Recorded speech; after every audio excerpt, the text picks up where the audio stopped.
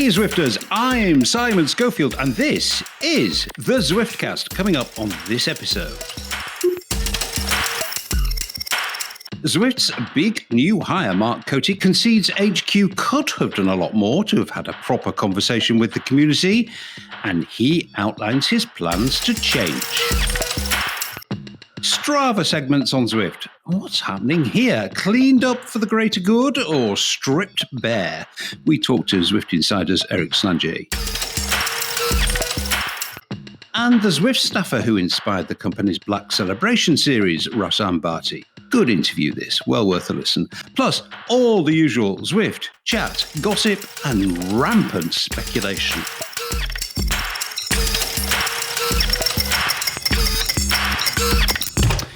Well, mine are currently shamefully hairy and a little bit chunkier than I'd like. I'll bet Shane's are lithe and tanned. Nathan's, who knows, probably muddy. I'm talking legs, of course. What else? Shane, g'day, mate. Every day I wake up and check Zwift riders in the hope you've posted a picture of your legs. So far, nothing but daily disappointment. How long are you going to keep me waiting, dude? My word, what an interesting place Zwift Riders has become over on Facebook. Look, back in my day, we'd help users discover new worlds and new experiences. Today, well, I guess depending on the youthful age of some of the members of the group, they still might be the case where they're discovering new worlds and new experiences, just a little differently. As for my legs appearing on there, no, not anytime soon. I'm just going to have to learn to live with the disappointment. Nathan, yo, dude, known, of course, to your very closest friends as Gorilla Gara. Is this because you are of the hirsute persuasion? No, I steer pretty clear lately of Zwift riders, honestly. But no, I'm just kidding. I spend a little bit of time in there, but mainly just because I already put amp lotion live on live stream on my legs, so it's no big deal. People already have access, so. Your legs are on the internet. Is that what you're telling me?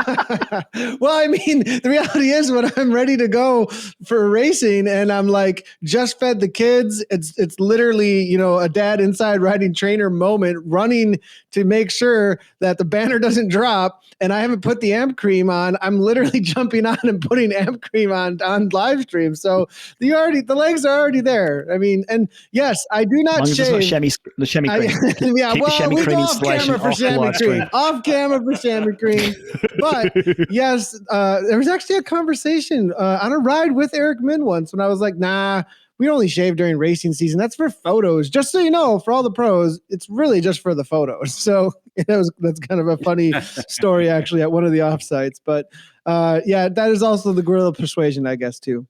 Well, now I know your legs are on the internet. I know exactly what I'm going to be doing after we finish recording this. But Zwift Riders, boys, I mean, what is happening there? It's going to hell in a handcart. So let's play the admin game here for a moment. Shane, let's imagine for a moment you are keeper of the ban hammer. The now notorious legs post. What's your policy, dude? Look, it's a tough one. And with, 80,000 members in that group, there's going to be posts from all angles.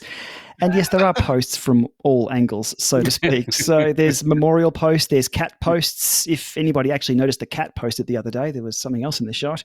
Look, it's not on my list of daily places to visit anymore. And most people who have been around for a while, we've found other places to congregate. Look, I think we're nearing the time where we're going to see some massage gun posts, maybe some whoop band, you know, those things that everyone's spruiking, that they'll come along soon, but at least those posts can be booted to the moon. Look, the way I see Zwift riders, it's like walking into a conference room. Well, it was like walking into a conference room filled with a few hundred people. That's one thing. And you ask around, you've got a problem. Hey, it's a few hundred people, a few experts here, a few enthusiasts. Yeah. That's one thing. But now you're walking into the middle of a stadium filled with 80,000 people and you're asking for help. It's a very different place. And all you're going to hear are the hecklers and the idiots. How to administer that? I have no answers. I sit back and I'm amused, I would say daily, but every couple of times a week. Yeah, I think observation or even participation in Zwift Riders needs to be a very selective hobby. I mean, Nathan, the legs nonsense was not the only kind of melodrama played out in public. There seems to be one daily now. Has Zwift Riders kind of reached the end of its useful life, do you think? I don't think so. I think it is still a place to connect. I think it's the first thing that happens is you might, the stadium is a great, I think, analogy, because there's all different parts of the stadium. There's bouncers at different doors and people kind of, or even like a con and different cheap seats. Exactly. Yes, streakers too. But yeah, so at the con or at some sort of Comic-Con or whatever it might be, it's like being at ZwiftCon. You'll have different people up to different things in different corners. And I think from there, it is an access point to the other groups that are on Facebook. So, right, like you find out you kind of who's where and how this is working and who's posting how, and it's your first excitement. And then you don't have as much time anymore after your first excitement about Zwift. And then you might end up with a couple of buddies that you follow over to another group. So I think that's probably its service at this point, other than maybe having a little bit of fun browsing for a little while. Well, on the content side though, Twitch had this same problem, and a lot of platforms have had the same problem. You know it when you see it, kind of a thing going on, and you need to. In my opinion, there are spaces for this that kind of stuff on the internet, and we call it what it is, and that's what those spaces are for. Whereas, is that what OnlyFans is for? That's another. Well, I'm glad.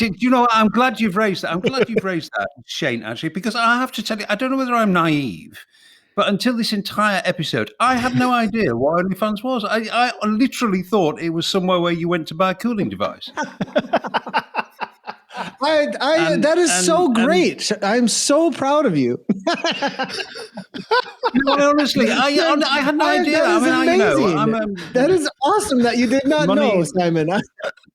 I didn't. I really didn't know. I mean, I don't know whether I'm just looking for a discount on a kick a headwind. OnlyFans. Whoa, this is different. Well, I'm a kind of money for nothing and you kicks for free kind of guy. So I mean, I had zero idea that such a thing exists. But of course, as soon as I found out what it was and what it does, then it wasn't really a surprise that those kinds of things do exist. I was just glad I didn't know about it, and now I do. So I feel dirty and sullied. Okay, let's move beyond all this fluff and froth. Let's float above the nonsense and get to the very heart of the matter, the Zwift matter. I think if we were using just one word to describe parts of the Zwift community this winter, as we've just been talking about, it might have been fractious. As we've said before, the noobs, all those millions of them, are mainly happy, but the oldsters and the vets are a bit restless. Zwift knows this, and the company is taking action, and the shape of this is a new hire called Mark Cote. He's officially Senior Director Content Programming. So who is Mark, and what is he planning? I talked to him just a couple of days ago. Quite long this, but it's a big hire, it's a big role, and I thought it was worth a decent run. So pin back your ears. This is what Mark has planned for us. Well, very exciting. Welcome to the Zwiftcast to Mark Cote. Hey, Mark. Hey, good to meet you finally in person, Simon. That's fantastic. Yeah, well, this is an interview I've been looking forward to, actually, because you've got a new role at Zwift. It's very exciting, and I think the community is going to be very excited at the end of this interview when you lay out all the wonderful things that you're going to bring to the role. But let's start with some basics. I mean, you have spent a long time in the bike business, so just give us the potted history. Oh, man, half my life has been committed to two wheels. I spent the last 17 years from internship through career at Specialized in various roles between R&D, product development, product management, marketing, and across various teams, from leading road development, helping forge our aerodynamics program and building the wind tunnel, being chief marketing officer for a few years, and then into my last role there was leading our active team, which was everything from e-bikes, commute, fun, family, transport, our kids' bikes. Okay, cycling chops definitely well established. Let's get on to a bit of Zwift history. When did you discover the platform? Are you a veteran or are you a noob? Well, I think part of this has been my obsession around all forms of cycling. And so from early 2010 through 2012, we were discussing a fairly deep indoor strategy at Specialized. We chose not to go down that path. But then right around 2015, 2016, when I was introduced to Eric Min and a few of the teammates at Zwift, I came on, I think I'm 17,000 in terms of users. So not early, but I'm part of Club Jarvis and I've been around this for a while. Big believer in indoor training for effectiveness as a triathlete. I've used indoor as a core part of my fitness development. I've been a big believer of Zwift for a long time. And to be very clear, Zwift pulled me away from a very fun, very rewarding, lucrative career at Specialized. Okay, so that's really interesting. I mean, you were into indoor cycling before Zwift was even a gleam in Eric Min's eye. That's really interesting. So you know your bikes, you know your indoor cycling, you know your Zwift. You've got nowhere to hide, Mark, on this interview, right? So how did this role come about then? I mean, the hint there was that you were kind of lured away from Specialized by Eric. Is that right? In somewhat, I was looking as well. I very much enjoyed my time and everything that I brought to Specialized, and that won't end. Specialized is an investor in Zwift.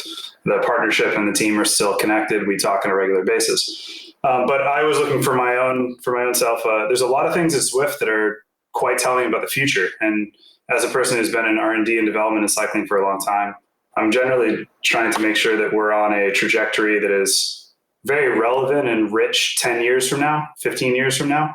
And so in this case, clearly the elements of digital, connected, community, everything that Zwift stands for in terms of getting more people fit are things that are core part of values for myself.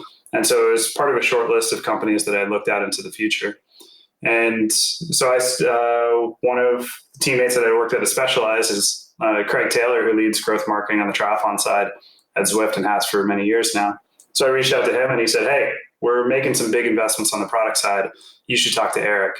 And that's what came about. So it was before Series C landed, and Eric and I started talking, and he said, we're looking for many different roles, one of which has turned into the content programming role that I'm leading now. Yeah. Now let's just decode the title and get behind it a little bit. I mean, the way I see it, from what I picked up from your interventions in forums, is that your brief is to make those members of the community who are a little unhappy a great deal happier. I mean, I'm sure there's more to the role than that, but just scope it out for us, Mark. I mean, how do you see the role? Product's effectively forging into three kind of key pillars, one of which is content programming. And content programming is exactly that. Content, what do you do on the platform? When you show up into Zwift, what do you have to do? And that's everything from free riding to workouts to group rides to any of the different types of content that we could serve. And programming is fairly straightforward. It's how do you schedule it? Whether it's an on-demand or a scheduled event, how do I make sure that there's something awesome for you to do on a minute-by-minute basis? And so it's interesting. It parallels a lot of the things that we want in programming in general. We want on-demand. We want it for me right now. I want it specifically and recommended for me. So there's a lot to uncork in there. The element of the community, that's one of the core pillars that we're putting in place for content programming. The community is truly our core. And it's really just an identification that we've done a poor job, especially this last year, consistently connecting, listening, hearing. And that's not due to lack of trying. It's due to scaling. It's due to a bit of strategy and also focus. And so my team is corely, that's one of the core focuses of this team. Well, I mean, I'm glad you brought up that last point, because it saves me sounding like Mr. Nasty in doing it. But there are certainly some elements of the community, and not so much the new users, to be honest, who are still in that honeymoon period and still in that discovery period and still in that, wow, this is fantastic period. But there are other members of the community who some would say justifiably say, well, what's Zwift really done for me in the last year or two? I mean, you clearly concede that is a case, not for the whole community, but for a part of it. Well, I think there's a big piece here. Those that I can empathize as an early part of the community that's been paying my $15 a month and investing in Zwift, that we want to make sure that we're still listened to and connected here. Now, at the same time, we can't build a platform that is everything to everyone. So there are some trade-offs that need to be decided here. The big piece, though, is, okay, if I'm a Zwifter, where can I give feedback? Can I be assured that it's listened to? Is this a conversation? Do we have a relationship? And that's the piece where I celebrate everything that Shuji does on our forums and connecting. But as we've grown and scaled, there are so many more people giving feedback, and we've been inconsistent in creating ways to listen and, beyond listen, respond. So that's a really difficult. Exactly. Yeah. And that's a very difficult thing to do as we scale. But that's a core focus of what this content programming team will do. These are not community support requests. These are, do we have a relationship? Let's talk about what everyone's looking for future features. And some people just want to know, is this coming or not? It's an area that we need to improve upon. And I did say to you as we were setting up this interview, I wasn't going to nail you to a cross with what exactly is going to happen and when, but you're making all kinds of reassuring noises about just a deeper and a more responsive engagement with the community. And and we've been saying this on the Zwiftcast for years. I do think that would be massively welcomed. Have you got, and again, I don't expect you to give me, every cough and spit on how this is going to happen, but have you got an idea of what channel you're going to use for that engagement and how it can be two-way and responsive and all those things that the community and probably the company wants? Still, our company forum is going to be the go-to. We just need to improve the support for the team that's running the forum. And by the way, I'm speaking on behalf of a massive team that's working in product management, that's working in marketing, et cetera.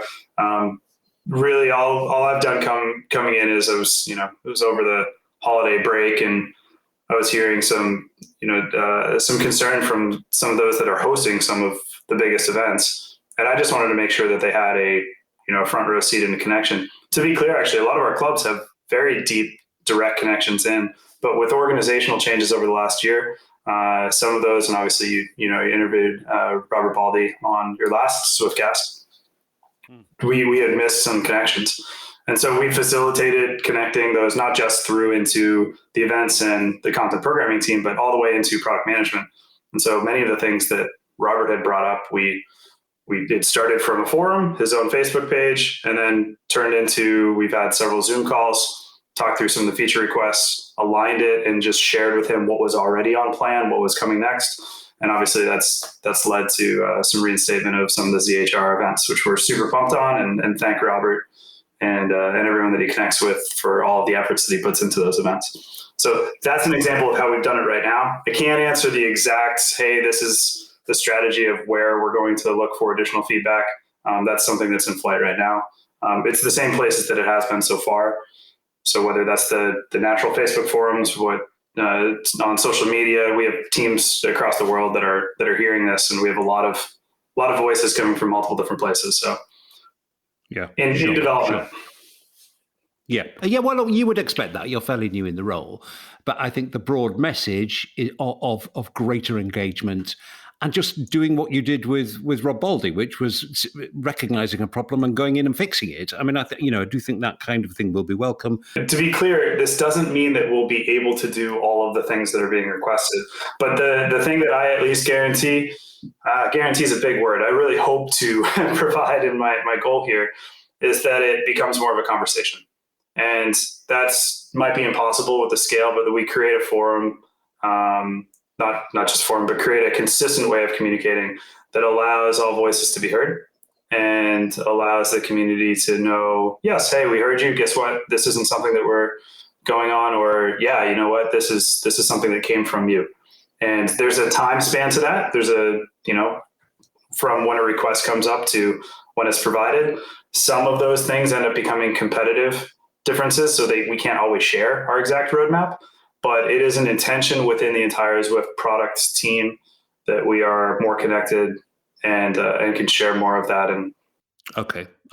Well, I think that message is pretty clear, even if the exact execution of it is perhaps yet to be decided, which I think even the most jaded Zwifter would probably forgive you for at this stage. Just before we leave this topic, Mark, Is there a step change needed in the overall culture at Zwift that acknowledges that the community should have a slightly greater influence in decision making than currently exists? I think that's saying this as a Zwifter in the world, living in the community. I believe that perception exists because our two-way communication has not been as robust as it needs to be. From the culture that I've experienced in my first 2.5 months at Zwift, oh no, the amount of meetings, conversations, discussions, etc., where community is brought up as the number one thing is immense. So I really believe that this has been a communication and engagement challenge as we've scaled, not an intentional or a miss in terms of culture. That is my honest kind of 2 and 3 month opinion after coming into the organization. And obviously we have to prove that. Okay. Well, like I say, I think that message is very clear and will be well received. Mark, not specific projects, but what are your kind of top 3 priorities over the next 2 to 3 months? I mean, it sounds like you're building a team. Yeah, this is a whole new pillar within the company. Now, to be clear, was there content before this team was set up? Yes, for sure. It's been a combination of our product team and our marketing team to connect with the community, connect product and everything from features like pacer bots, et cetera, to build great, amazing new content, whether it be in the last year or the last prior years. I'd say the top 3 priorities in this next 90 days for me is really identifying the uniqueness around our content genres, if you will. What makes a great group ride? What makes a great race experience? What makes an awesome workout experience? And each of those genres has a size of population that's great in it, as communication, whether it be in a group ride that's community hosted with a ride leader and SAG and sweepers, all little details that make these uniquely Zwift awesome experiences. There's a lot of curating to make sure that we can continue to deliver on that and that we can increasingly be unique and deliver these awesome experiences in the future. So that's really the top one. What makes us uniquely Zwift? The second one is integrating the community in our development. So that's both the feedback loop we've talked about, as well as we have some cool stuff coming up that we want to serve up to those that are most discerning and can give great feedback earlier before it goes live into releases. And so that's a feedback loop that we are looking to ameliorate and really formalize better. Different times in Zwift's existence, it's been fantastic. And it's something that I know we will get back to fantastic. So that's the second priority. And then the third one is really based upon the scaling over the last year. It's programming content. So there's always something for you and there's something enticing. This is an interesting one because the population of Zwifters is evolving. And we have a very large, disparate capability in terms of power output, weight, size, all of those things, all the way to preference. Some prefer workouts, some prefer group rides, some prefer races. So how do we create this continual, always-on platform that serves a global audience across almost 200 countries with 168 hours a week? And that is really the programming aspects. And so we're trying small things that are already starting to show results. Tour de Zwift is scheduled every hour right now. The community has loved it. I know for many club owners, it's made it challenging because with our current content discovery, we're overlapping with other club events, and that can make it more difficult for Zwifters to find great clubs. That's something that we're working through. But those are really the 3 things: unique content, integrating the community in our development, and programming it. So there's always something for you. Well, that's a very, very clear priority list. And as I've said a couple of times during this interview, I do think all of those things will be greatly welcomed. You've not been here long. Let's say we'll get you back on 3 months' time and review this conversation maybe. But in the meantime, Mark, thanks very much indeed for your time. All right, thanks, Simon. Appreciate it.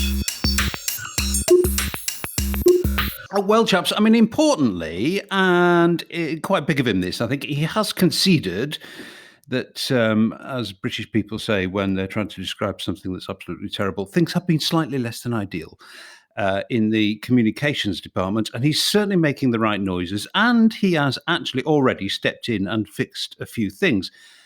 It's a very promising start, Shane. Yeah, okay, back up first. Let's have a look at Mark's stats. He's level 28. He has done 6,519 kilometers, and we're unsure if he has the Tron bike. Hey, on that note, Simon, how's the time check? Under 10 minutes, Tron bike. Here we go. Well, under 10 minutes. Can I just say on this very subject, since the last time it came up, I did actually go onto that place where it tells you how many bloody pizzas you've eaten or something on Zwift. Anyway, I got my lifetime meters. I could have had the Tron bike, boys. I just need to let you know, 3.27 times. That's how many times I could have it in my garage. How's it go? The Gretzky quote: "You miss every shot you don't take." Yep. Exactly. Absolutely nailed it. Yep. But we're not sure if Mark has the Tron bike or not, but he does have 60,000 meters of climbing. So he has enough to qualify for the Tron only if he has clicked that box. He's going to join. That box is what it's all about. He's going to join the Simon Club. There's a new club, 60 plus. It's the 60,000 plus club of no Tron bike. Well, I could have had three. I could have had three. That's all I'm saying to you. That's all I'm saying to you. Can we get back onto the subject? We will. And I'll loop back smoothly. It sounds like clubs is under his jurisdiction. So let's see what he does with clubs when that comes out, hopefully soon. So look, all good words in that interview, but let's see when the rubber hits the road. That's where it's going to make the difference. And we've seen for the last few minterviews that we've had, Eric's words have been chiseled into ammunition and the community are firing them back at him on a daily basis. So Mark's in a bit of a tricky situation. I guess they've rolled out the new guy. He said all the good things, but history states that you've got to deliver on these things. Looping back to the community, look, I think Zwift needs to run their own show. If they listen to the community, we'd end up with faster horses. That's it. We won't get new cars or something along those lines. Look, I think there's a big difference between the community and the Zwift addressable market, which they really need to start pushing into. I think Zwift wants to please the community, but their focus is going to be on growth and new subscribers.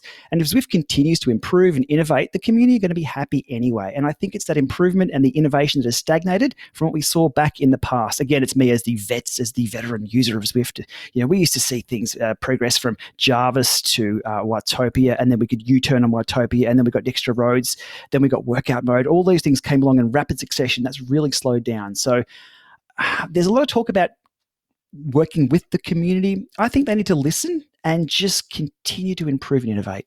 We'll see how that goes.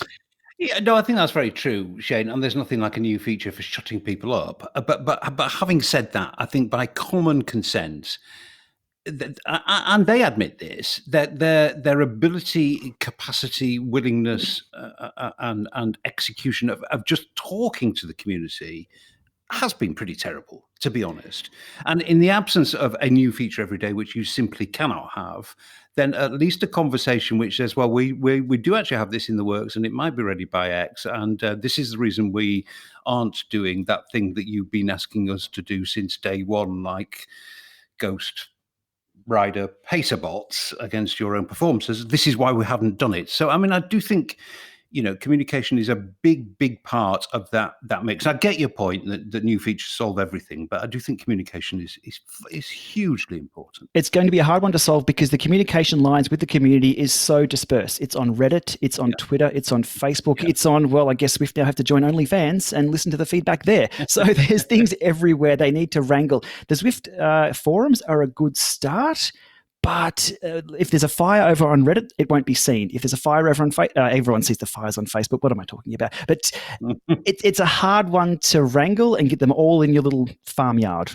But good luck to him. It's going to be good to see. I agree. But he did say the forums were going to be the focus. But I mean, Shane made some great points, Nathan. But we've got to give this guy a chance, don't we? Yeah, I two things I want to say, like two-part. Super hopeful with what was addressed and what Mark's charge is, and that he really addressed that charge. There was pushback from Mark in some areas to say, no, we really are focused here. The communication is the only thing that's missing. I have to disagree there. But I do like how he really focused on what he could deliver, and it sounds like he will deliver, which is better comms and content management. absolutely awesome. And I think he, from where he's coming from and what he has accomplished in his career and what he knows of cycling, that's the water that he's coming from, is cycling. And so super exciting to hear that. I just think in the area where this game is lacking, he might be a fish out of water. Where I'm super excited about the next person we're going to be talking about, the new chief product officer, because the things that are lacking here are not necessarily what Mark was. I think a little bit of deflection away from the failings of Zwift in some areas for the community, where I think not necessarily gamification Mario Kart style, but gamification that enhances the cycling experience that has not been delivered on the product development side. And so I think that I'm loving everything that Mark said, although I think that there was downplaying because of where he's coming from and the type of user perhaps that he is, coming from specialized cycling world completely and not necessarily maybe a gaming world, whereas we have somebody coming directly from there on the product side that I think is going to slice and dice in a lot more of a way that be very direct on where things maybe have not kept up, where we have this, people who are gamers are like, what the heck's going on? And then there's this underlying, the cyclist who's playing going, why is it turning into the garage wall? So that's my only feedback there. But otherwise, super excited about everything I heard. Yeah, he did make all the right noises. And to be fair to the guy, and there's only his job description is programming content, and obviously that is expanding to, I think, certainly take the lead in the communications area. I just think give the guy a chance, okay? Give him a chance. I mean, the couple of siren voices here and there writing him off already. I just think that's a bit previous, to be honest. Let's see what he can do. He's making the right noises. We'll get him on in 3 months and see what he's achieved. Okay, well, as Nathan hinted there, not the only big new hire at Zwift. We're discussing the announcement of a new chief product officer, itself a brand new role. Sort of came between Zwiftcasts, and we've not had a chance to discuss what Yusheng Chen, who I gather is known more informally as Theodore, has on his plate. A lot is the short answer. His brief is just massive. Deep breath. It is product design and user interface, engineering, game design and art, product management. Wait, there's more. R&D, content programming, live ops, QA, and community support. My God, Shane, when's this dude going to sleep? I think the title should be Chief Head Kicker. That's everyone. That's it. That's the whole kit and caboodle. Yeah, really interesting to see. It's such a broad brief for a single role. I'm assuming that there's going to be a team behind what he's doing as well. Again, that's good noises, good things, and progress being made on that side of things. But again, rubber hits the road. Let's see. Yeah. Nathan, and I'll bring you in on this as well, Shane, because we both know the guy, and we need to be super respectful here. But the relationship between the game's creator, John Mayfield, and Theodore, obviously going to be critical here, Nathan. Yeah, I think the experience, for some reason, I'm thinking of some conferences and that I've seen come in from like Nintendo and NVIDIA and others, where they bring someone in that has like a ton of experience at a high level management within this kind of tech world. And if they can really jive with the team that's on already on the ground, and then like start bringing in people and resources to enhance that and also bring new perspective to that, I think the same kind of growth that we've seen in those other companies, we could see that, which is really exciting to me. Where 5 years down the road, we have a roadmap that maybe gets laid out now, and 5 years down the road, there's a ton of things delivered where we no longer feel like a little bit of this pie in the sky stuff, where somebody who's already experienced that and done those deliveries at a large scope and really successfully. So I'm hoping for that in this hire support. So lots of, but again, I'm starry eyed right now. We'll see what ends up happening. But the question I asked you was, would he get on with John? I think yes, because my conversations with John have always been, man, Nathan, like I've gone into Zwift at like midnight, 1 a.m. John's a hard worker, and sat down in his office to have a conversation about all the pie in the sky. He's like, yeah, I really would like to do that. And I'd really like to do that. But it just didn't seem like it was possible. Like they had to serve certain areas in certain ways. And, I'm just wondering if this will actually infuse something more into what John does want to do and open up some doors for it. So that's my hope is from what I've heard from John's heart about what he would like to see in the game as well.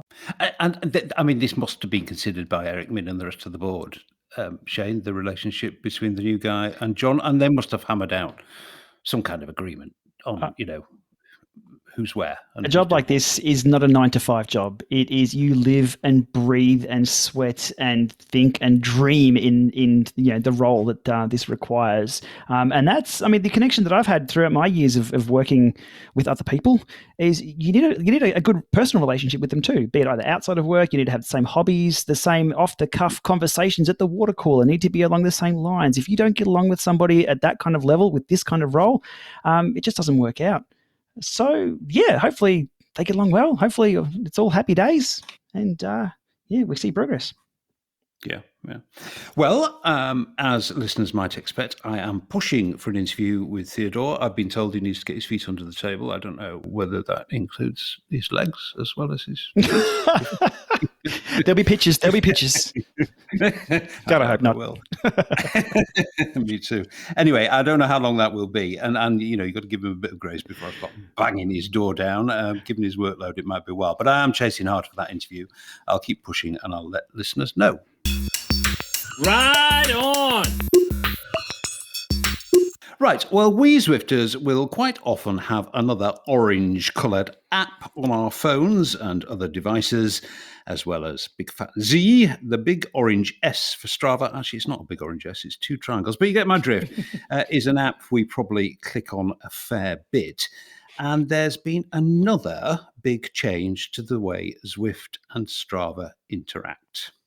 A quick blast of history. In April 2020, there was a big cull of Strava segments. A ton got changed from public to private.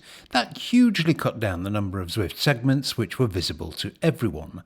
Let's get the king of Zwift Strava segments, Eric Schlange of Zwift Insider, to take up the story. It kind of went sideways. It seemed like they hid a lot of segments and then they brought some back and the community was asking, hey, we need these. Why'd you hide it? And it was weird that segments disappeared and then came back. And then we didn't hear anything at all until January, the end of January, 2021. What Strava had done this time is they had marked everyone's segments everyone other than Zwift Insider, they had marked them as private. Strava had chosen to remove the Zwift Insider verified little block of text from the end because he said, now that you're the only segments that show up, you don't need to explain that they're verified because you're the only segments that exist. So there we are. We've gone from what appeared to be a kind of curated cull to an absolutely brutal cull. And as I say, opinion appears to be split on that. Obviously, people welcome clearing up, just complete rubbish, segments that were 50 meters long and that kind of nonsense. But we do seem to have moved to a position where it's gone from the kind of sublime to the ridiculous, where, there are now so few segments. Has it gone too far, do you think? Yeah, in my opinion, the current experience is a little too stripped back from what people would prefer. I've heard both. I've heard a lot of folks say, oh, I love just having just the official timed sections in there. And then I've heard people say, oh, I want some of the extra ones. So I'm curious what people think. But for me personally, yeah, I'd like to have a few more segments, but I just want the ones that make sense. I don't want the ones I don't want. And that's the trick is, figuring out which ones are good and which ones aren't. And apparently Strava's never been really good at that when it comes to Zwift segments. They can't seem to figure out what segment is popular and which one isn't. It sounds to me, Eric, so they need to put one person in charge of this who knows what they're doing. Now, who could that possibly be? Apparently it's me, although they never asked me, but here we are. Ever since the cull happened a few days ago, I've created probably 30 segments since then. So what I'm trying to do is I'm kind of going world by world. I was just creating some in the jungle in Watopia this morning, actually. I'm trying to go kind of world by world and go, okay, what where do we need some more segments here? Like I did Richmond, and there's never been a Zwift Insider segment for that final climb before the finish because it wasn't an official timed KOM. But I made a segment for that. But the problem for Eric now is this. Previously, he was rewarded for the not inconsiderable amount of work in creating and maintaining segments by having them branded Zwift Insider on Strava. Now, that's gone. Quite a substantial amount of work, isn't it? That's the rub, you might say. I've talked to HQ a little bit this week by email and by phone, actually, about the situation, because the thing is when Strava removed Zwift Insider Verified from all the segments, that it removes any benefit that I was receiving. I don't know if I was receiving any benefit at all. Presumably, there's a little bit in there, a little bit of name awareness or something. But there's none of that now. I'm trying to figure out, how much work do I put into this thing at this point? And what I reached out to Zwift with was the idea that, maybe since we're not being Zwift Insider Verified anymore, maybe this is time for Zwift to take over this key section of their users' experience. So I don't know what that looks like. To me, the most logical thing would be to take over the account I have, maybe even contract with me to at least advise on segments, because it seems like there's not people at Zwift who really are into that. But I don't know. I'm kind of waiting to see what they want to do, and in the meantime, I'm just trying to improve the experience for the community and not work too many hours at the same time. I mean, now you've kind of explained it thoroughly. It's actually a bit of a mess, isn't it? Yeah, really. Zwift should have owned this from the beginning, right? They should have created Zwift verified segments from the very beginning. The segments should have been in game when the new routes launched. It's such a popular feature that people use, but they never did. So now they failed to plan, and now they're in this situation. I think this might be another matter to add to Mark Cote's ever-expanding to-do list, chaps? Shane, Eric's right, isn't he? Zwift really should own and manage Strava segments on their own platform. I mean, Watopia is their own backyard. I'd love to see some interaction, or a closer interaction, between Zwift and Strava. A lot of people are saying, I got the KOM up, the Epic KOM, or I got the Watopia wall, but it doesn't quite match up exactly. There's no reason why they can't match up to the millisecond. So have them sort of integrated in some way. That would be pretty cool. If Eric is doing that himself, I'd be charging on per meter basis on segments creation, I think, and on a commission based as well. So for 12 months, I will create this route. It'll exist for this long, and then I'll create So I'd monetize that somehow. Yeah. Well, you joke, but Eric Schlange is now the only man in the world who can create, the only person in the world who can create Zwift segments on He's Strava. going to get a lot of DMs, and they're not just going to be leg pictures. People will be asking for new segments all the time, created across. Well, he does. Yeah, he said he's had over 200 requests. So why should Eric, put those? Very intense. Very intense. Very intense. Very intense. Bit of a mess, Nathan, isn't it? This. Yeah, a little bit. I mean, I can't say I'm dissatisfied because I got a KOM the moment it happened. So I was like, woo, here we go.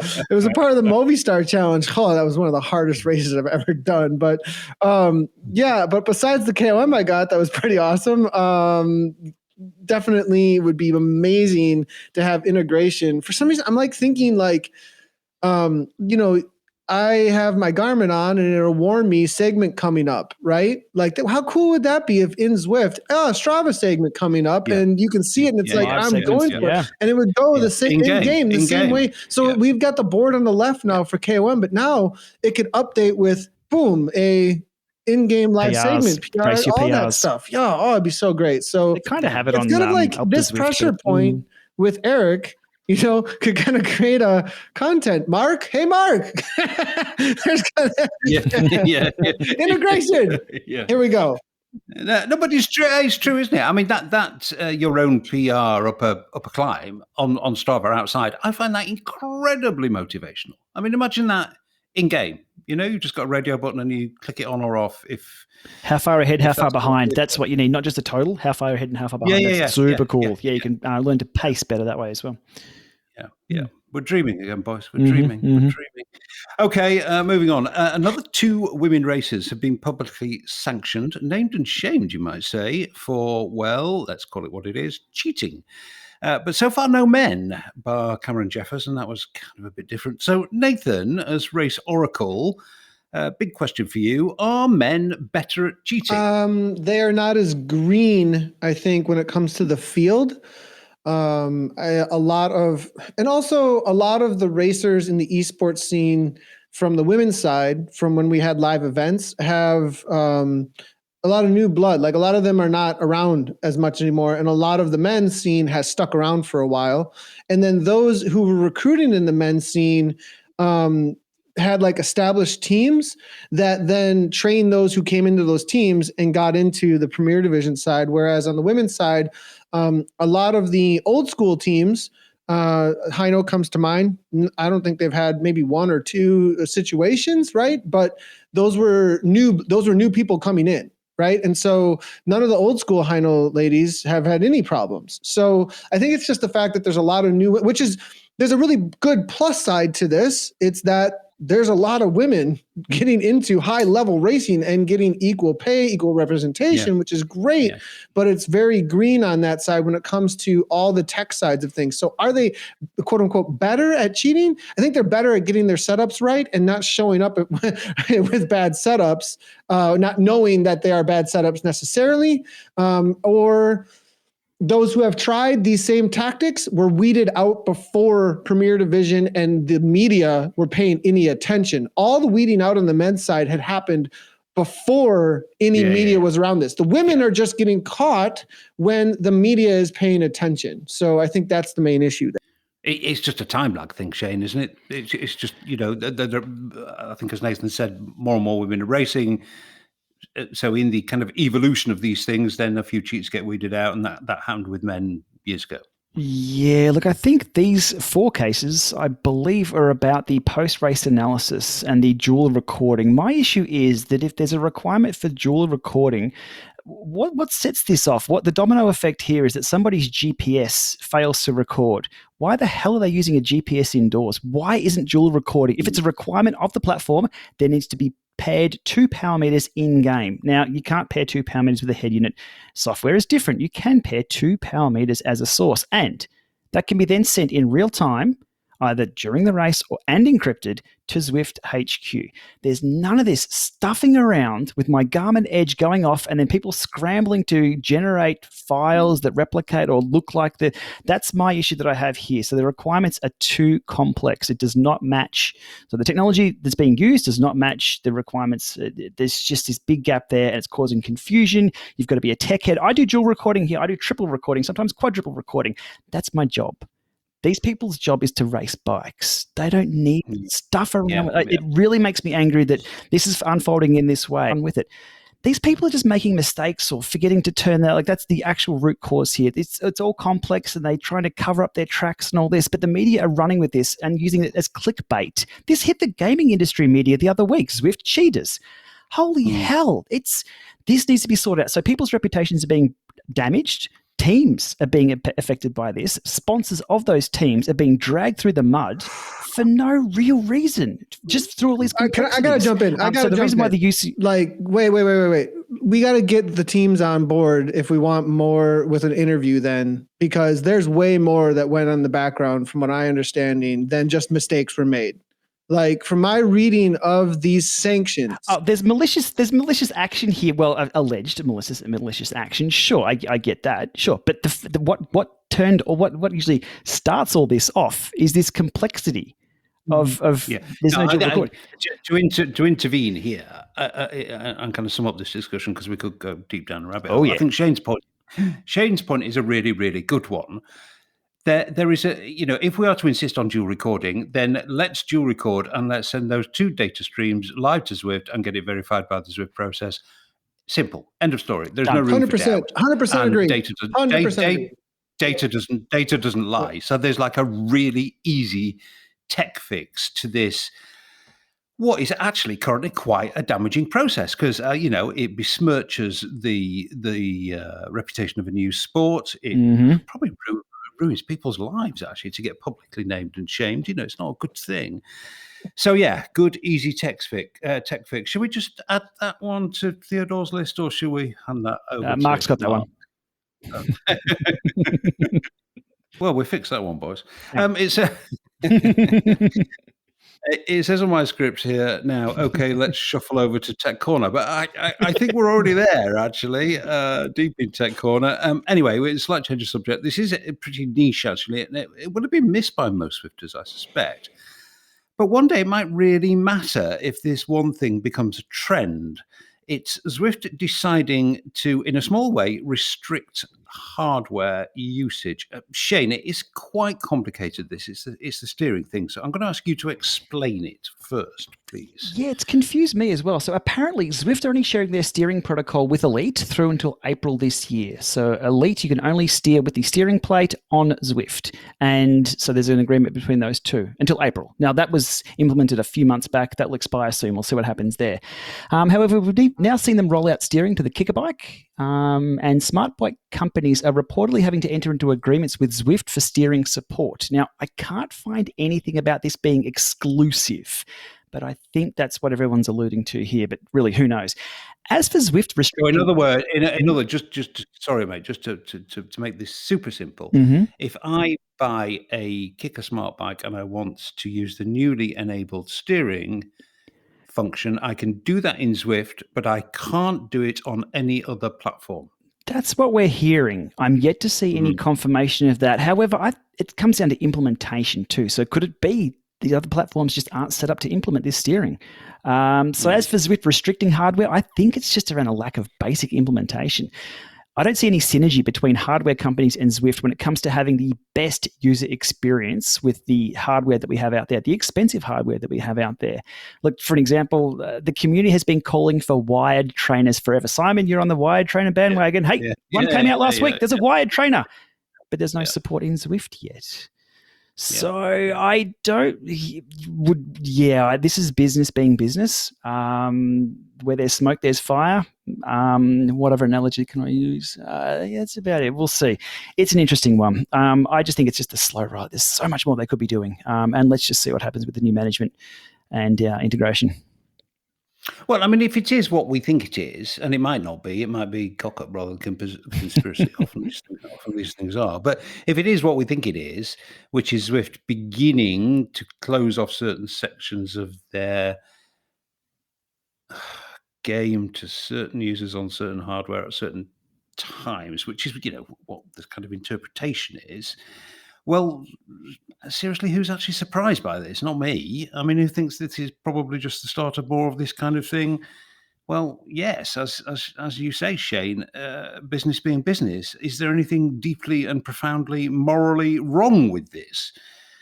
Not sure there is, really. It's just a commercial company doing what a commercial company does. No law, ethical or otherwise, that says Zwift has to be, in inverted commas, open. Is there, Nathan? No, I don't necessarily think so. I think that Zwift being open up front and being accessible to every single piece of hardware that is out there is what brought a ton of users on. It's, what from a business perspective, though, how many users are you going to alienate and how many users are you going to make happy? And I think Zwift is going to have that on their mind as they do any of this. So there'll be a trade-off that I think the more that does happen, you'll get perks alongside as well. So I think that, So if I go into, I'm going to use another gaming analogy. If anybody follows me on Twitter or anywhere else, when I was playing Apex, I was anti-controller, like don't use controllers as input. And the reason being is because it has aim assist.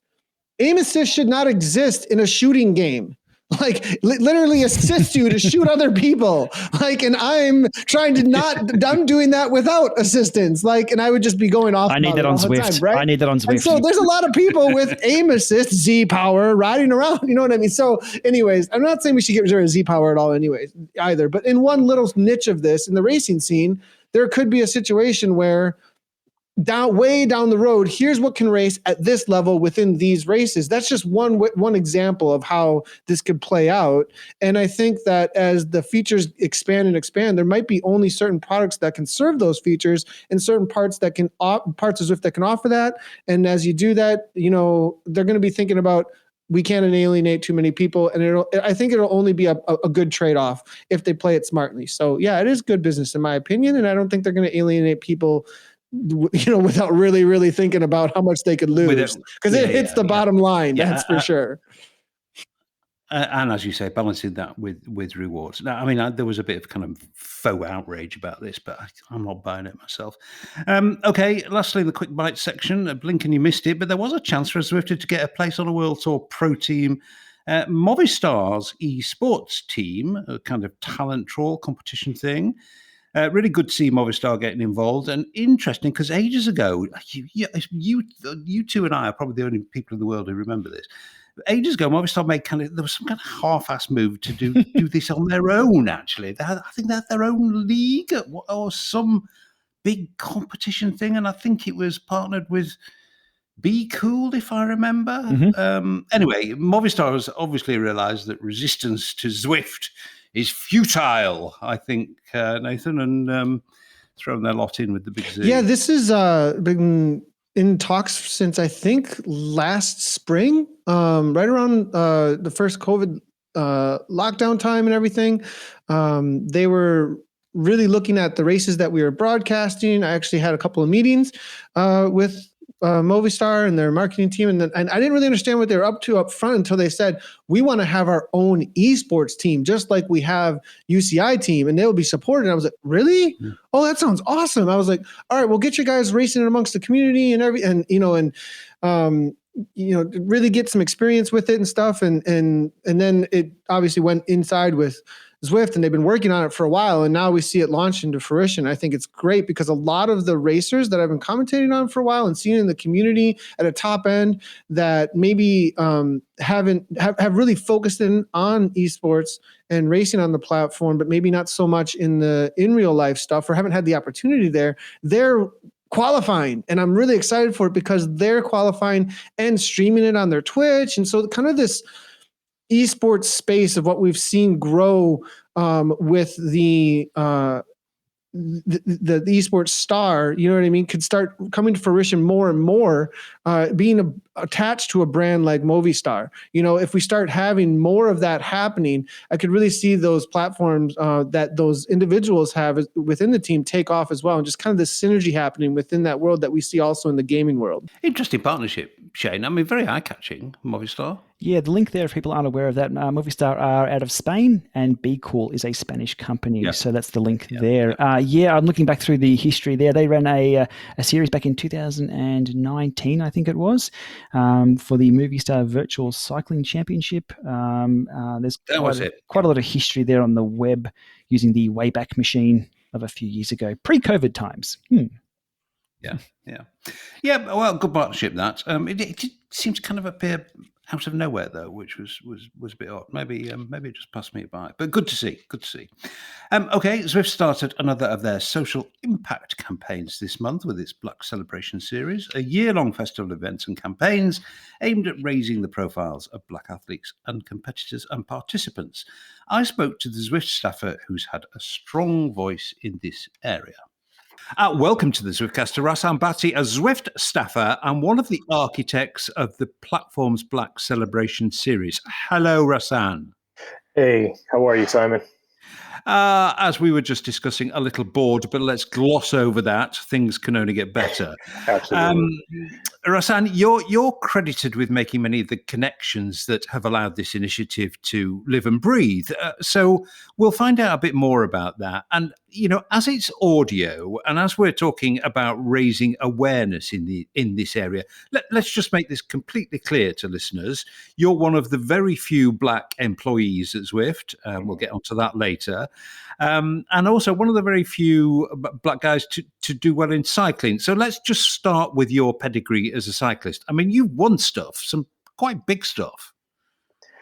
Yeah, I mean, I was fortunate enough to cross the line first quite a few times. And during that those times, I was really enjoying just what cycling was offering to me. Yeah, had some success. Raced on a bunch of different continents, except two, I believe. But most of my success came in the U.S. And yeah, it's something I look back on sometimes. Every now and then I get the itch to get back out there and try to compete at a high level, but I have to reel myself back in and say, look, you had your time, and it was a good run. You were a national champ, weren't you, at one stage? Yeah, so my first national championship came as a junior. I was 15 years old, and I literally won a state championship. A national championship pretty much every year up to about 21. Had a little break, and then went on to win about 4 more after that. So in total, I have 10 national titles. Wow. Well, congratulations. And you said earlier you were fortunate enough to cross the line first. There's nothing fortunate about crossing the line first. It's usually a result of a whole lot of hard work, as any cyclist will know. Your role at Zwift as well, Russ, and just while we're getting to know you, just talk us through that a little bit. Yeah, so I've been with Zwift. I can't believe it, but this October will make 4 years. And I joined Zwift after having a conversation with our CMO, Steve Beckett, and we just hit it off. He liked me, I liked him. A lot of events, EMCing, just being a personality, and it came really easy to me because one, I enjoy the product. Zwift is a really good product, and two, I believe in the product. So that alone, those two things right there, was just very easy for me to transition into being this. Not really a face, but kind of like a voice, for Zwift on and off the bike. And then I transitioned back to marketing. And in today's role, I'm doing anything from voiceovers to commentary, also helping with, like we talked about, the Black Series that we launched, and just a lot of different things, but really focusing on, being more of the voice of Zwift from my perspective, which I think Zwift is starting to appreciate a little more. Yeah, absolutely right too. Now, let's get on to the matter at hand. You were quite vocal, absolutely justifiably, at the height of the Black Lives Matter movement about what Zwift needed to do. You gave several interviews. There was one very hard-hitting one, I think, in Velo News. In the context of the Black Celebration series, has progress been made, Rasan? Yeah, I think progress has definitely been made. And that was one of the things I was really vocal about. Is like, it's publicly known that Zwift has raised X amount of dollars. And so it's easy for a company like Zwift to stroke a check to anyone, right? Whatever organization is that they may feel compelled to do. Fine. Of course, organizations need money to continue to work on the things to change our society for the better. But at the end of the day, I think Zwift as a company, which is growing and growing, 300, 400 employees, we can have a bigger impact doing more tangible things more consistently. And so having the Black Celebration series is a great start. And of course, you're going to have the naysayers, right? Like, where were you last year? Or, but that's okay. You can't go back. You can only go forward. So I think that's why it's important that this celebration got off the ground and we build on this continuously. Probably, for lots of reasons, we're probably still a little way away from that. And that brings me on to my next question, which is hideously complicated answer, I suspect, but a very simple question. Why is cycling so white? We have been used to identifying to certain aspects of life as being black or white, when in fact it's not. Look, I'm living proof. I got on a bike and I was pretty successful at it. So one of the things I think why the Black Celebration series is so important, because it gives Black athletes and those who didn't know, white athletes as well, or just people in general, an idea that it wasn't just Major Taylor, and then 100 years later, almost, it wasn't just Nelson Vales, that there's been people, even in the UK, there's tons of Black athletes that race in the Olympics that have done really cool things in cycling, but their story just haven't been told, and not at all. And so I think the Black Celebration series is important. And what a lot of other organizations are doing to promote cycling within the Black urban community is so important, because it's going to reach the eyes of a kid who's 3, 4, 5, 6, 7 years old, and then hopefully that transforms. So it's not going to happen overnight, as you know, Simon. But if we live long enough, maybe 20 years from now, 30 years from now, we'll see a bigger presence of African American cyclists, not only just racing, but just enjoying the sport, enjoying the bike. I mean, the bike is a form of transportation. But then after that, no one looks at it as a sport for the most part within my neighborhood. So I think that's the big thing that I'm pushing with Bahati Foundation, and what Zwift is starting to push with the Black Celebration Series. Yeah, and of course Zwift as a platform. Of course, there are barriers to entry with cost, but that applies across the board. But the barriers to entry to cycling have kind of been lowered a little bit by Zwift, and I think that's also worth celebrating. But talking about Zwift, I mean, companies can do the external things, and they can do the things that create visibility. They've also got to look internally. My observations when I've been to Long Beach and in my association with Zwift, which is 5-6 years now, is that it's overwhelmingly white. Is that going to change? It will change when you change, not necessarily the head. Our CEO Eric Mann is I believe he's one of the best CEOs I've ever come across. I think he's a really good leader, but also I think at that same executive level, you're going to need people who look like me at that executive level, because no matter what minority group you may identify with, if you're not Black, you're not going to identify with Black people 100%. So you may understand some of the small things that we go through and what it's like to be a Black male living in LA or New York, Chicago.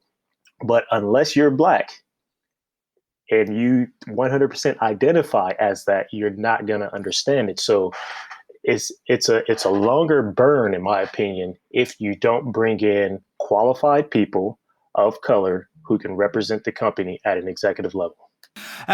Excellent, Russ. A really interesting conversation, actually, and it's great to hear you talk about it, and great to put a kind of face and a voice to the name behind this initiative. I know it's not all your work, but I know you've certainly been inspirational in making it happen.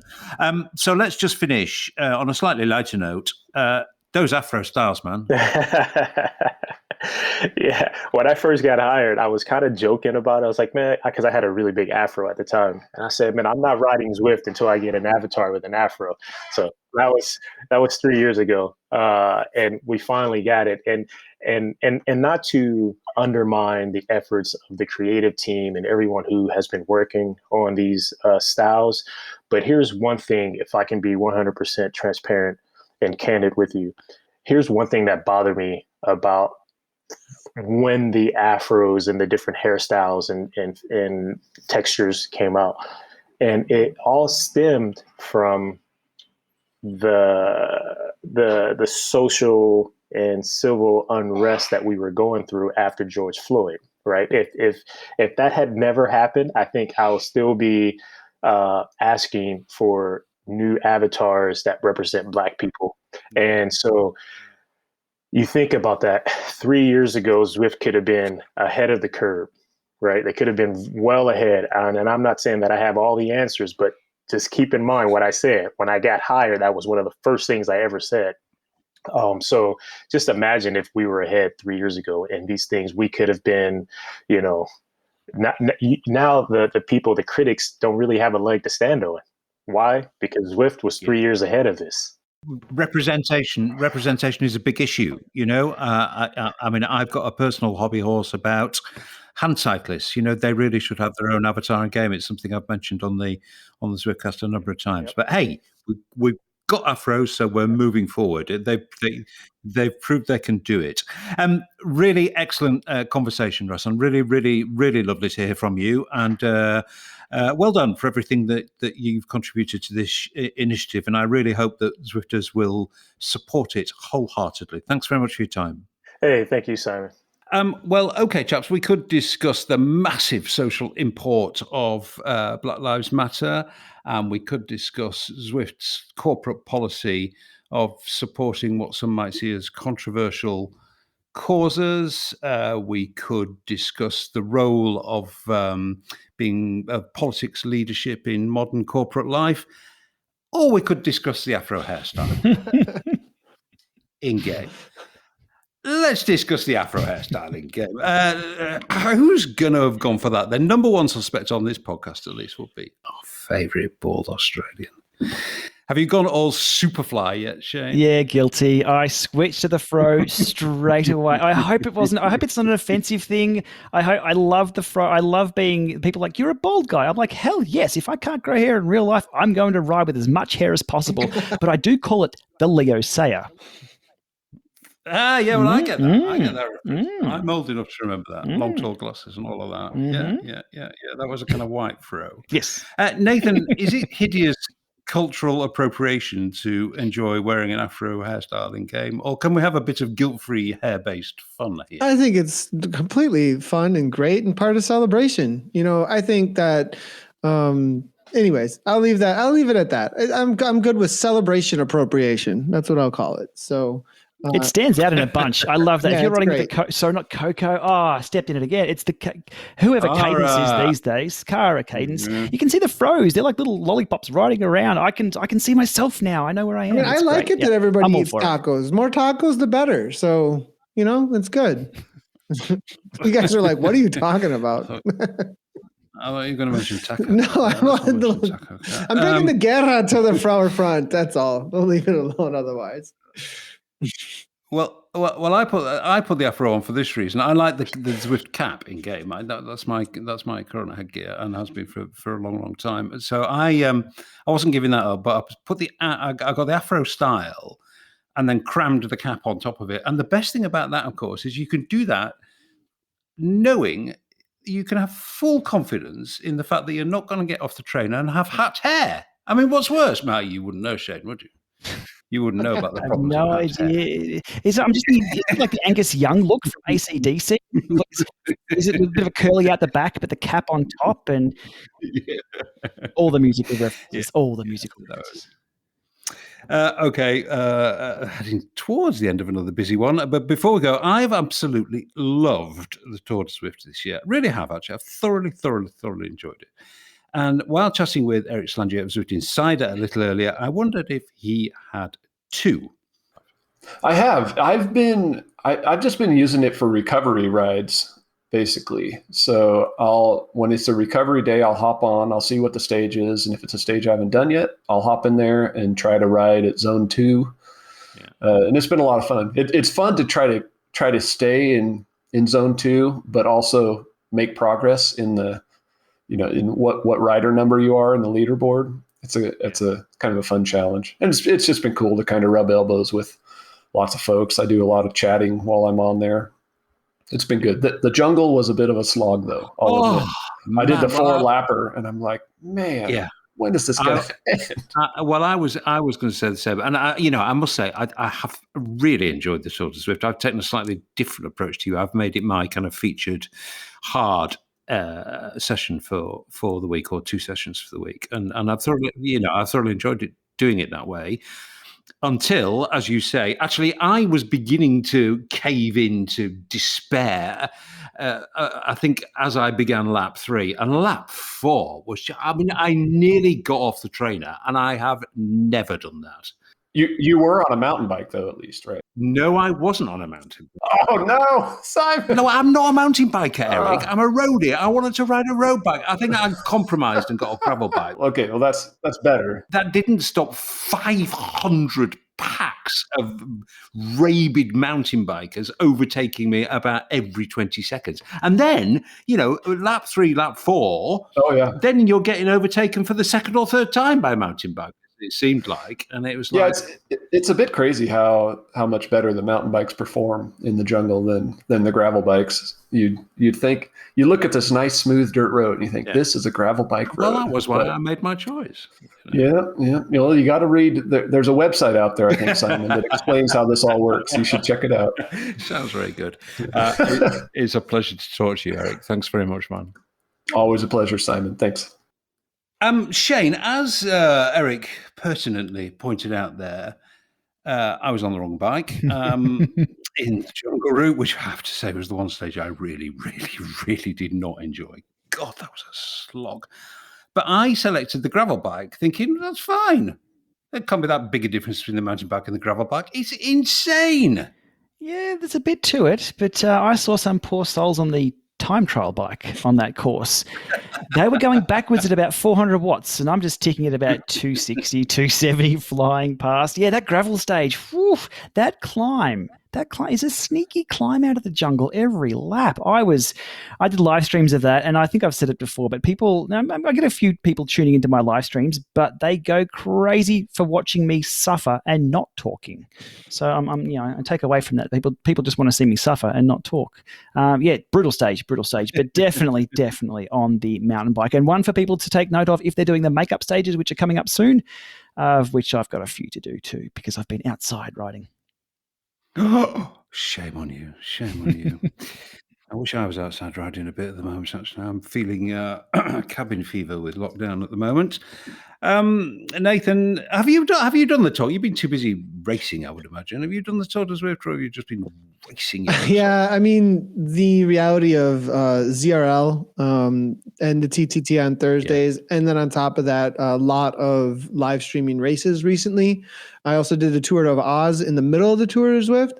So that was a 3-stage tour that was really difficult and was live streamed. I was guest on that. So it was that was right smack dab in the middle of it all. And then, I've kind of been eyeing up the rankings on Zwift Power a little bit. There's been a lot of conversation about amongst the top teams, how to best. I've been doing a little bit of gamification, looking at this. How do we play chess a little bit when it comes to getting up on the rankings? So I've been having a lot of fun racing a ton. So that's definitely been a focus. I did 1 or 2 stages. They were so fast though.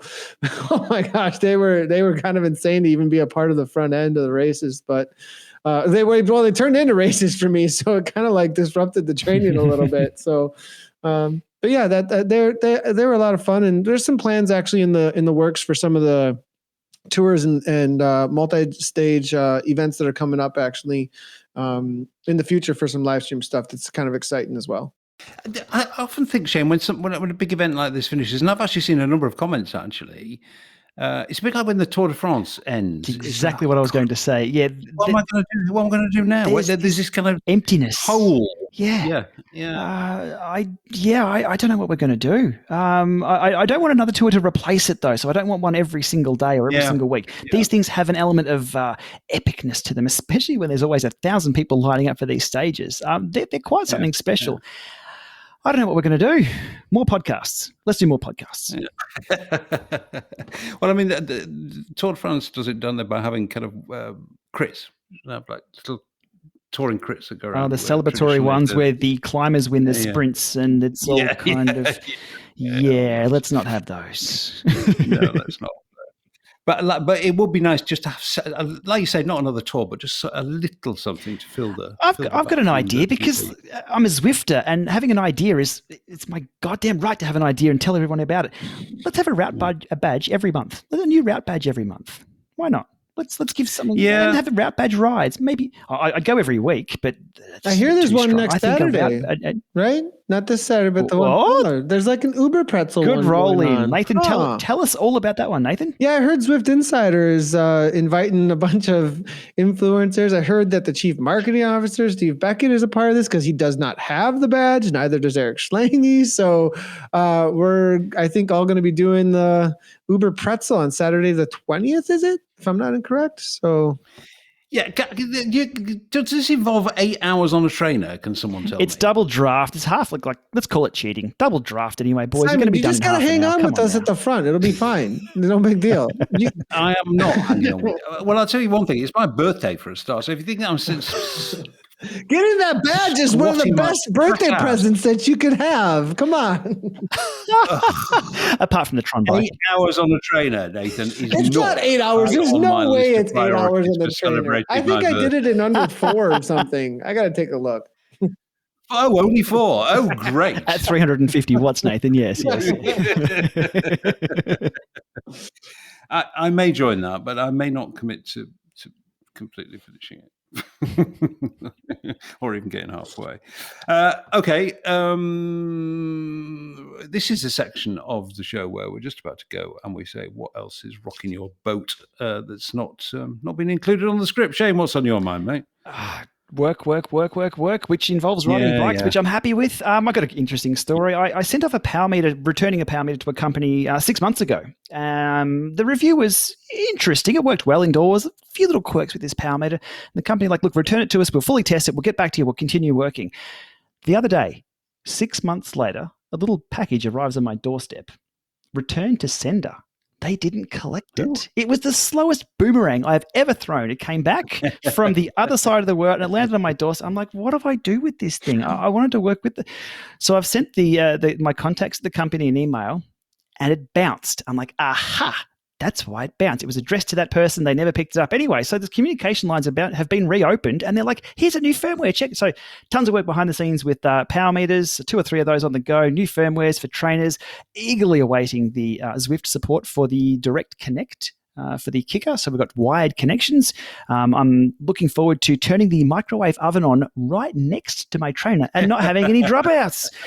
But it's actually that would be a fun video, Shane. You ought to assemble every single household device that can interrupt ANT. I've got a feeling another reviewer has already got this up their sleeve. Another reviewer that has 2 characters and a word. I can't quite remember his name at the moment. We'll see what he's got up his sleeve for this coming soon. But it's always a bit of fun to not just present technology and what it is and what you can do, but have a bit of fun with it as well. So that's always what's happening on the cards here. Plus, as I said before, lots of rides outside today. My ride, 35 degrees Celsius. Brutal. Oh, see these suntan lines? Got to work hard for those. Don't get those on Zwift. The high yesterday was -1 degree Celsius, which is as of nothing to the frozen wastes of the Midwest, I would imagine. Nathan. Yeah, I think we had -5 Fahrenheit, and the wind chill had it at -20 or something like that. It's been one of my pipes froze because I forgot to leave the sink on a little bit. Sounds like you can store your vaccines outside. It was pretty insane. Oh my gosh. Yeah, it's cold here, but that just means lots more riding on Zwift. Things happening. Playoffs just got announced, so there'll be a 9th and 10th week with the top 14 teams on the men's, top 8 across all regions in the ZRL Season 2, and the top 3 teams that come out of the playoffs on the 5th and 6th of March. That weekend is when it will happen, so we're looking forward to broadcasting that. The 3 top of the men and women go to the Premier Division. We're into week number 6 next week, so ZRL is really on the mind. TTT every week with WTRL. I've been racing it in zone 11, I think it is, late at night after broadcasting it. KISS 100 every weekend on my personal channel, doing the 2024 ride.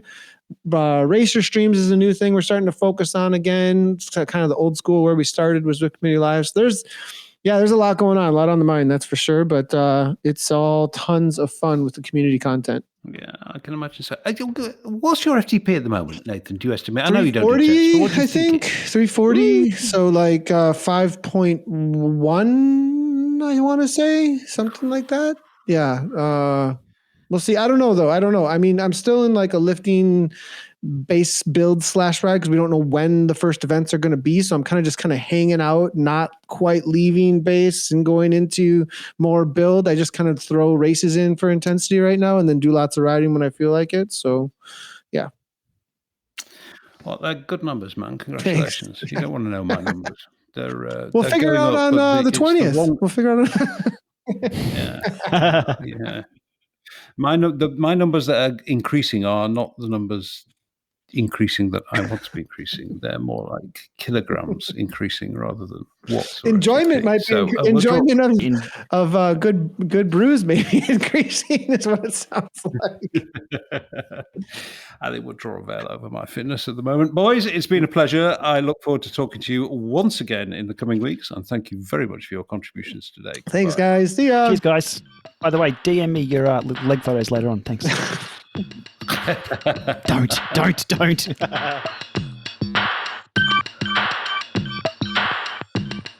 That's it for episode 94. Thanks very much indeed for listening. Usual reminder, we are very grateful for the support that Zwift lends to the Zwiftcast, but it's us who decide what goes into the podcast, not Zwift. Thanks again for listening. See you next time.